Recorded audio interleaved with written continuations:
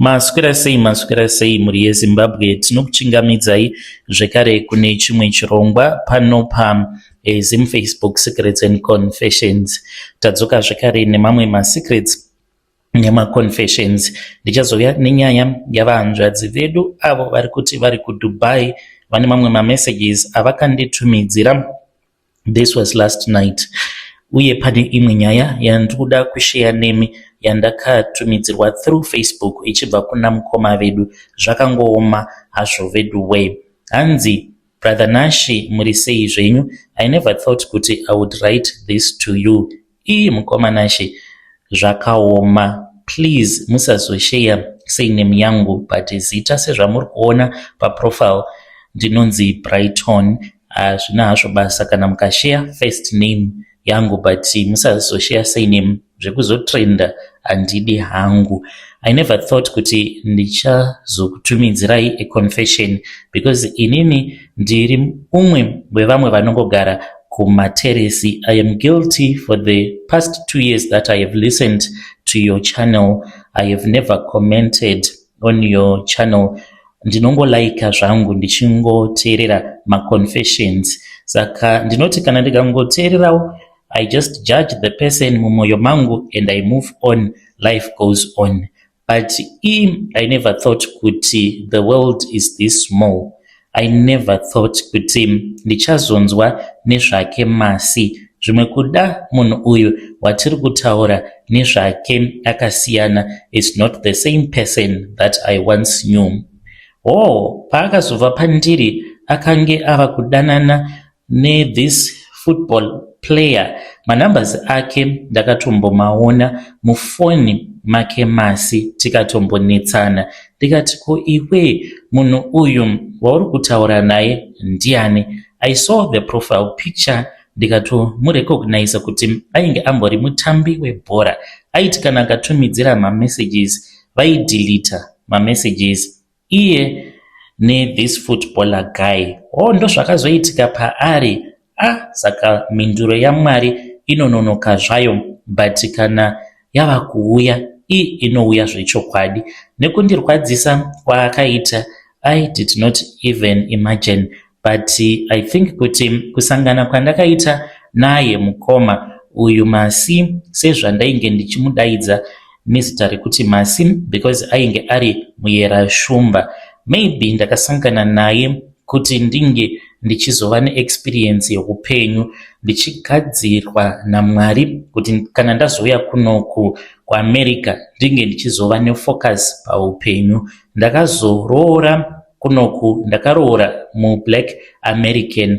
Life is okay. Saka ndichiuya panapa mukoma Nashi ndangouya pano kuti ndinge ndichikuudzai kuti I recognize that woman sezvandanzwa muconfession ndiye chete. Hakuna kana umwe, even the name ndiro zita randainge ndichimuziva naro, even though ndakazomupa my own nickname. Ndakagara naye Masi for 6 months. Ndichiuya panapa, I'm not here to disrespect the dead. Makore ose awa ndainge ndisingatozvizivi kuti Masivanda akasoshaika kudhara and she passed away in such a painful way. Zita rangu ndinonzi Brighton, surname Eden. Ndiri kurarama ndiri kunoku kumhiri kwemakungwa kuAmerica to be specific. Ndinoshanda ndinoitawo zvekudriva matrack. Nyaya yangu yakatangira kuTriangle uko kwandaifamba nasekuru vangu, hanzvadzi yaamai. Sekuru vangu ava ndivo vakandidzidzisa kuti chii chinonzi kudriva track nekuti ivo vainge vachidrivawo track. Saka ndaifamba navo kwose kwavaienda, vaisarudza kufamba neni. Saka ndakazoti ndatorawo license nepassport ndokubva ndachizobva kuZim ndikabva ndachizoenda kuSouth Africa. Makore acho iwapo kwainge kuine kambani yainzi Eston.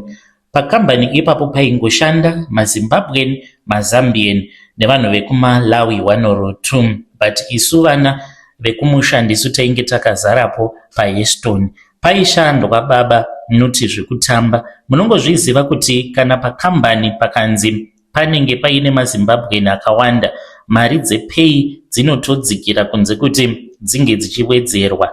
I was trying to build my life apo pandakazosangana naye Masivanda. Ndakagara naye mukadzi iyeye mukomanashi for 6 months, but for 6 months mukomanashi pandainge ndigere naye ndakasvika pakurealize one thing in life, kuti mukadzi kunyange zvikanzi anenge aine magadziko akakura, zvinenge aine bhodhi yakanaka zvekuti kana wakamutarisa unoona sekunge mamodels aya epamainstagram uchinakidzwa nemuviri wake, but zvose izvozvo hazvina basa kana mukadzi asina kurayirwa kana asingakuremekedzi. Ndakateerera confession, zvechokwadi mukomanashi musikana uyu ari kutaurwa nezvake necousin sister kana kuti ndoti amai guru. Amai guru muri sei zvenyu? Muchazondiziva kana kutoti matondiziva pandangomenshena nyaya yekuti ndakamboshanda kuHeston, because last time when we spoke padainge ndichiri kuSouth Africa, padainge ndakagara nemunin'ina wenyu, makatondibvunza mukabvunza munin'ina wenyu akakuudzai kuti ndinoita zvekudriva matrack, ndinoshanda kuHeston kana muchiri kurangarira. But chishona chinoti kudii? Chishona chinoti chinokanganwa idemo asi muti haufi wakazvikanganwa. Ndokusaka ndauya pano ndiine secret yandiinayo yandikuda kushare nemi muri yose yeZimbabwe. Usadadira munhu, nekuti munhu wose akasikwa naMwari ane nguva yake yekuti upenyu hwake hunokwanisa kungochinjwa naMwari at any given time. Zvechokwadi amai guru, pamanga muchitaura nezvake Moana Light uyu ndabva ndatoziva kutoti ndiye wandakambotora semudzimai wangu. Handiti muyera shumba here, kana ari iye muyera shumba ndiye chaiye wandakambogara naye. Ndokusaka ndainge ndichimudaidza nenickname yekuti Masi kana kuti Momo, shortcut for Masivanda totem. Mukomanashi ndaimuda mukadzi uyu. She was the best thing that had ever happened to me. Kana dziri sehama dzangu dzaigara dzakamuturika, mwana ainge akaumbwa zvake, Mwari vakamusika vakanyatsokutora nguva yake. Ndaiti kana ndakamutarisa mapictures ake chaiwo ndainge ndimbori nawo, but mukoma that woman ainge akanaka kuita kunge ngirozi yakadonha kubva kudenga, and she looked exactly like Moana, Jinimbi's late girlfriend kana muchimuziva. And she was so beautiful, she was light skinned, aita kunge mutosa waiti kana wakamutarisa waitofungidzira kuti zvimwe kuda mutosa, but akandirwadzisa mukomanashi. And chinonyanya kundirwadza panyaya yake ndechekuti ndakabirwa mari mukomanashi, ndabirwa mari including ivo amai guru ava, kana vari ivo chaivo vandakataura navo vakataura rafu mukoma zvekuti ndakapotsa ndazvisungirira. I met her pandainge ndichimborwa mapeace job, because ndaipota ndichiti pandinenge ndiri free ndairova macross border. Saka pandakasangana naye ainge achitoda kutobatisa zvinhu, ainge aperekedza friend yake, iye ainge aine phone iyo yaainge achida kuti inge ichizonopiwa muroora wake. Saka takasangana patruck stop. From the moment that I saw her, hana yangu yakarova, ndikati mukadzi akazvinakira zvake uyu. She came into my life very fast. Ndakataura naye ndikamukumbira maphone numbers, haana kana kumbondinyima. Ndokubva tatotanga kutotaura nyaya dzerudo. Akabva ati kwandiri, kana kuri kunzi unondida, mari yawatibhadharisa yakawanda, saka wotongotakura zvinhu zvacho mahara wozodzoka uchindipa mari. Nekuda kwekuti ndainge ndichifungidzira kuti ndainge ndazviwanira hangu munhu ainge achazopinda dzinza, mwana ainge akazvinakira, handina kana kumbofunga zvakawanda pamusoro pezvazvo. Ndakabva ndangoti iripo, pasina kana nguva mukomanashi tainge tava kutogara tose. Handina kunge ndakakwanisawo kuwana mukana wekuti ndinge ndichienda kunobvisawo mari yetsvakirai kuno, saka ndo zvakazonditsikirira izvozvo. Ko ndaigoibvisa sei mari yetsvakirai kuno? Because ndaingogara mukomanashi ndakagarwa bhampa naye naamai vake. Mwana wavo vaimushandisa sekunge rainge riri business. Unoona mubereki akazviziva kuti mwana wangu akanaka anochiviwa nevarume vose sekunge ndiye ega musikana pasi pano pezuva. Mukomanashi kana aine mubereki anenge asinganyatsokufunga zvakanaka, sorry to say this, asi amai vacho mukomanashi vaikoshesa mari kudarika zvose. Kunyangwe ipapo akanditizira ndakatongotanga kutongotaura navo and she accepted me, but patakazotanga kunetsana inini nemwana wavo, that was when pandakabva ndachizodiscover kuti ndo zvavatori vanotongokugamuchira kuti vange vachikudya mari ende aindidya mari ende ndaimuda zvechokwadi. Tazvida akasiya ataura kuti anodyiwa manyepo haatauri, ndainge ndongoshandira mahara. Vanhu vaindiona ndini tsvarakadenga yangu vachiti ndiri kudya namambo, vachiti ndakakomborerwa, but ndainge ndiine pressure mumba yekugara ndichingoita madhiri kuita sekunge ndichasungwa kuti ndige ndichikwanisa kumupa mari paanenge achida kutumidzira hamai vake mari. Chakanyanya kundirwadza paari mukoma ndechekuti zuva raakanditizira, it's like tava paromantic period, right? Pane nguva yekutiwo mukadzi kana agara aine foni yake haafaniri kuti arambe achingofokasa pafoni, but that very same night iyo yandakatizirwa namasi ndakatobva kubasa mukomanashi ndichitofara ndichiti ndava nemukadzi. Iye aitoziva painge paine makim, saka taitongokomunicata nefoni paya. Ndakatosvika mumba matorohwa manew design, munhu achitoratidza kutoti ari kutofara. I was very happy mukoma, but mukoma munhu ainge ari busy achiratidza kuti ainge achitsvakwa nevanhu vakasiyana siyana. Ndakatombojoka ndikati iwe, it is like iwewe utori call center. Aifonirwa almost each and every minute, and she was a narcissist. Aiti kana adavira foni ukamubvunza kuti ndiani, she would twist and turn nyaya iyoyo mukoma zvekuti waizotofila bad. Sezvo ainge ari mukadzi, ainge achiri mutsva, ainge achangobvaka mukusvika pamba pangu, ndakaona kuti zvainge zvisingaite kuti ndinetsane naye. Ndikati nekufamba kwenguva ndichazomutsvakira imwe foni, sezvo iyi iri foni yandakasangana naye achingoshandisa. Chandichaita ndechekuti ndichaunganidza mari ndobva ndataura nevakomana vobva vanditsvakira iPhone. Ndaiva ndiine mamwe machinda angu andaiziva vaita zvekutengesa mafoni, saka sezvo ndainge ndisingakwanise kuenda kuiStore kuti ndinge ndichinomutengera iPhone, ndakati ndichangotenga idzo dzidzi dzemustreet dzinenge dziri dzekubiwa, as long as ichingoshanda isina kuiswa tracker, ndozvainge zvakakosha. Mukoma munhu ainge achingoreceive mafoni calls achitaura nevanhu nema-SMS. It was very painful. Ndakatongobatikana semurume ndakazvishingisa, but ndainge ndava kutoona kuti marriage yedu hakuna kwayainge ichazoenda.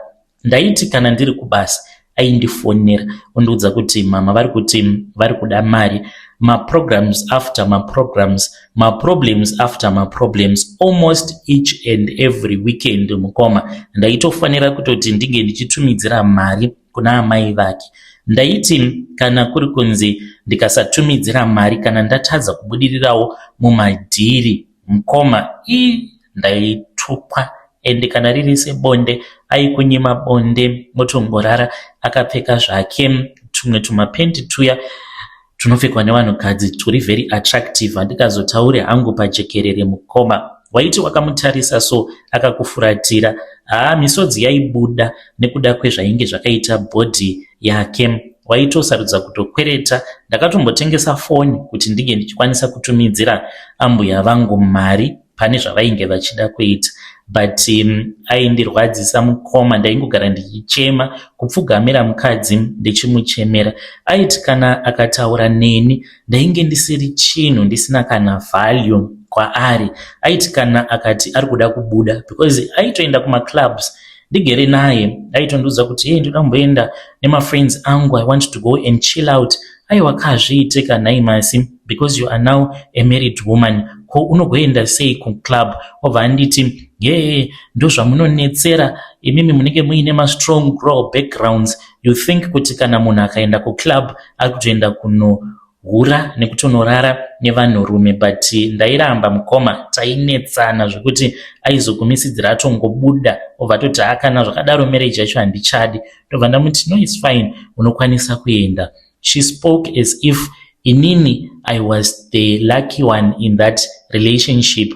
Iye sezvo ainge achidiwa nevarume vakawanda, ndainge ndisina kana right yekumuudza kana everything. Hakuna chinhu chinorwadza mukomanashi sekugara nemukadzi anenge achingokuudza every time kuti hainini ndinonyengwa, zvemunhu anoswera achida kutondipa stress handidi and handidi. This was after andiudza kuti ainge achida kunoiswa tattoo. Ndikati zvetattoo dai wazoiswa mushure mekunge tabva kumba, because paainge achida kuiswa tattoo pacho ndakaona kuti painge pasingaiti, ndichitya kuti maybe my parents they were going to judge her nekuda kwekuti munhu ane tattoo. But akatongondiudza kuti inini ndinoita zvandinoda, hapana kana anotombondiudzira zvekuita. My family they were so excited, ndaitorwadziwa because ndainge ndatoona kuti kwazviri kuenda hakuna, vachimuturika vachimuposta. Ndainge ndava kutongonzwa pain mumwoyo mangu kuti ndakakasika ndavaudza kuti ndava nemukadzi. You know, when you have found a beautiful woman, unenge uchida kungofamba uchingoudza munhu wose kuti aiwa kani iko zvinozvi ndakazwana mukadzi akanaka. Pandakarwadziwa mukomanashi, kana vari evil, I think kana vari evil vanofanira kuti vange vachidzoka vakuudzei kuti she knows about me. Ipapo mukomanashi ndo pandakaona kuti vanhu vacho vose havasi bo, the whole family mukoma. If it is that same sister who gave you that confession mukoma, she is a big pretender and she is a big liar. I am sorry to say this. Ndakatanga kubata ma-messages mufoni mamasi, ndabata ma-messages kudaro, it was by accident because egara ine password. Saka one day akati achigeza kudaro, ndo pandakangotora foni yake handina kukwanisa kuona ma-messages ose, but ndakarwadziwa mukoma ndikadikitira ndikati saka mwana ndo zvaari kuita izvi, ari kundihurira because mainge muine machats akawanda evanhurume and ndaitongoona zvima-emoji ema-messages anenge asina kuvhurwa. I miss you babe, when are we going to be together, ndasuwa kurara newe. And it was very painful. Apa inini ndaifiririra ndichiti ndawana mukadzi akanaka, and kunyange tiine ma-problems atiri kusangana nawo hazvina basa, we are going to fix everything. Ipapo ndainge ndatova neshungu dzekuti ndige ndichitangawo kambani yangu kutenga kana track so that ndige ndichizovawo mupfumi, because with the way that she was beautiful ndo zvimwe zvaikonzeresa kuti tigare tichingonetsana mumba kana kuri kunzi tinenge tisina mari. Saka as a man I thought kuti kana ndikatanga business taikwanisa kuzowirirana kana mumba muchigara muine mari. So the same sister who pretended as if she liked me because taigara tichinetsana, then ndaiti kana ndikangonetsana naye masi ndaibva ndafonera sisi vake because ndiye ainge akandipa mafoni numbers akati ava ndisisi vangu vanofanira kuti vange vachiziva kuti ndakagara newe, but personally I only met her friends, handina kumbogara ndakasangana kana neany of her relative. Ndaiti kana ndikavafonera vaitoti pamunini don't worry, ndichataura naye masi ari kuda kumboita sei, ari kuda kufa asiri pamurume here, ngasaita sekunge ane shavi rechihure vachitondisimbisa bamunini muregererei, munhu wenyu anonetsa kane, ndichazotaura naye. So that day when I found out kuti ndiri kutongoitwa chituta, ainge ari mubath achigeza, then I saw a phone ndikaitora. Ndakatoona kutoti yainge isina kulokwa, the screen was just dim but yainge isina kulokwa, ainge akangodzikisa brightness. Mukomanashi, that was when pandakabva ndachizovhura chat ramai guru because ndainge ndichida kungoona hangu kuti vanombotaura naye here. Pandakanovhura mukoma ndakatoona painge paine ma-messages andisingafe ndakakanganwa akandipa shungu muupenyu. Vainge vakanyora ivo kuti anopenga, anoswera achikunetsa iye asina kana mari yaakambokubvisira, haana kana sendi raakambokubvisira, iwe kana uchida kuhura, hura mhani, nekuti isusu tinokuziva uri munhu ari single, ari kugara ega. Izvo zvemujoni angatoswera achitoti Masivanda anohura, kuhura iye asina kana sendi raakakubvisira. Muudze kuti iwewe naye muri kutongochaisana mapoto, ende kana vanhu muchichaisana mapoto haafaniri kuti ange achikunetsa. Ndakarwadziwa mukomanachi, ndakavafonera ndikatobuda panze ndikati maiguru muri sei, ndine mamessages andasangana nawo, ende mukoma kana uchida munhu anenge achinzwisisa nemamwe masituations ekuti semurume you are not supposed to understand masituations akadaro, but nyaya yakazotondipandukira inini, akazoudzwa nasisi vake akatotanga kutorongedza, handichakudi Brighton, unonetsa, unoshusha, unondiondesa nekuda kwekungogara uchingondinetsa. Yet ndainge nditori nemamessages andainge ndatobata mufoni make, handina kuzotowana chance yekuti ndinge ndichitaura nezvawo mamessages iwawo, because nyaya yainge yava pakuti ndainge ndafonera sisi vake ndichivabvunza. In about 6 months dzandakagara naye, mari yakanyanya kundirwadza yakaita kuti ndinge ndichizofunga kuzviuraya, ndainge ndakabva mukutumidzira mai vake 40,000 rands mukoma.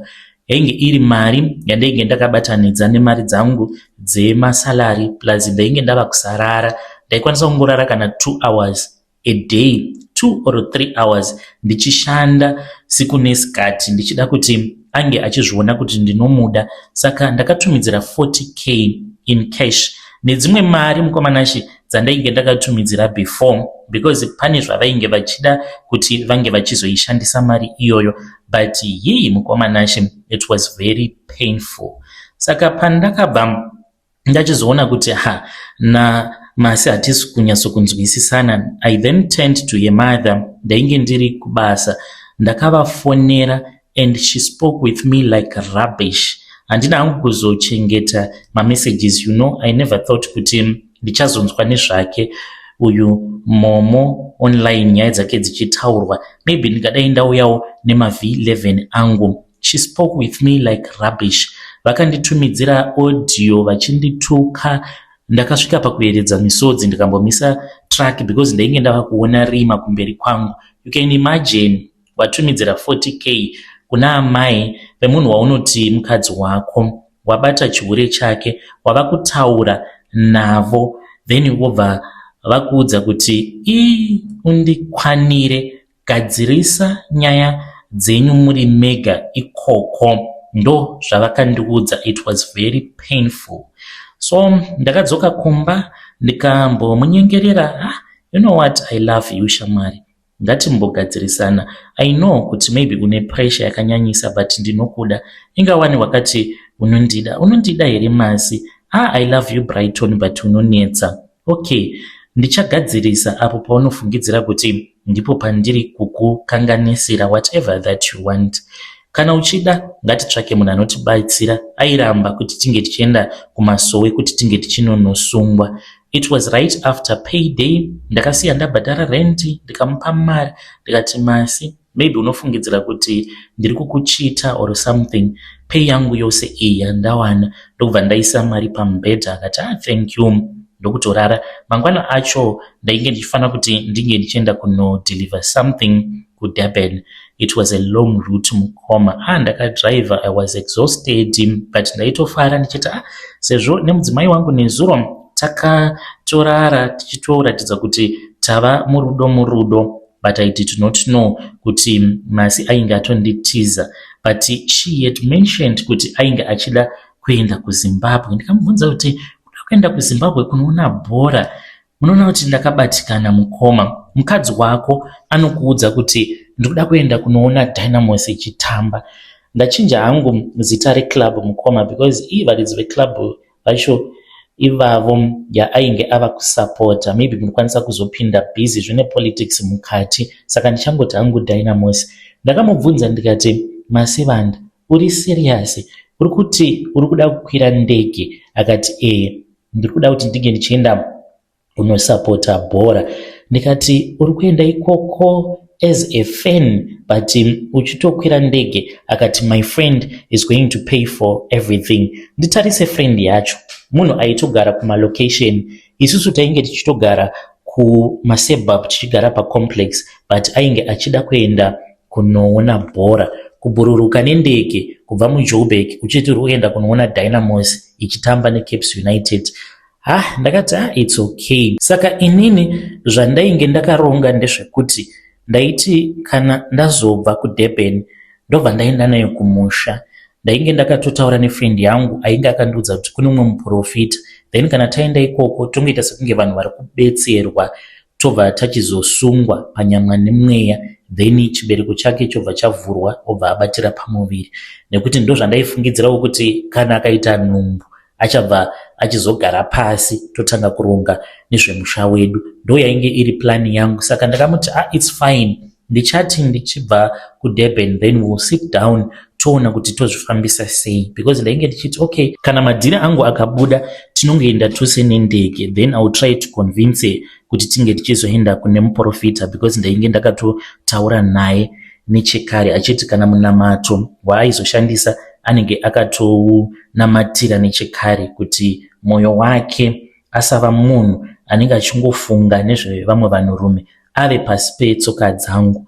So I went to Durban, Mkomanashi. Pandakadzoka Ngoma akangosiya machira chete. Ndadzoka pandakaona kuti dhora inge rakavhurika, because ndakasvika pamba it was somewhere kuma past 6 a.m.